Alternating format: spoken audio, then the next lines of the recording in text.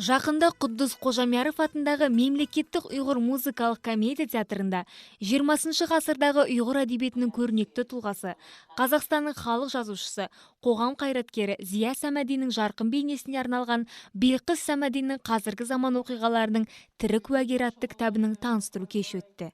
Бұл кешке әдебиет зиялылары, жазушылар және ақындар қатысты.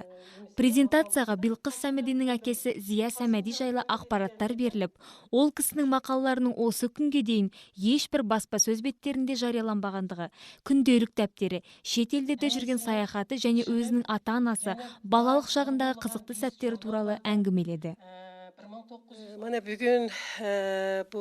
Бүгін менің ең алғашқы қазіргі заманның тірі куәгері атты кітабымның таныстыру кеші өтуде.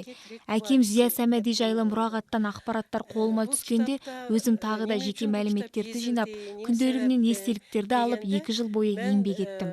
Кітабымның мазмұны әкемнің өміріндегі шынайы болған оқиғалар жайында. Бұл презентацияға сондай-ақ Алматы қаласының бір топ жазушылары, ғалымдар, жігіт бастары мен ханым қыздары, автордың оқырмандары жиналып кітап жайында өз ойларымен бөлісті. Автордың шығарған бұл кітабын бүкіл халық, оның ішінде оқушылар оқып шығып, Зия Сәмәдинің жазушы, драматург қана емес, оның басқа да қырларын танып, көптеген мәліметтер алады деп ойлаймын.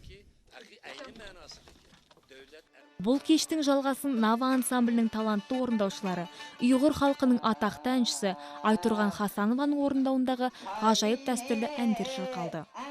Көп оқырмандардың назарына ұсынылған бұл кітап Зия Сәмәдиннің шығармашылығына және халқымыздың өткен өміріне қызығушылық танытқан оқырмандарға анық мәліметтер мен қызықты оқиғаларды қамтитынына сеніміміз мол. Қаламқас Қанатқызы, Руслан Дуганов, Тахир Чербеков, Тәңіритақ арнасы.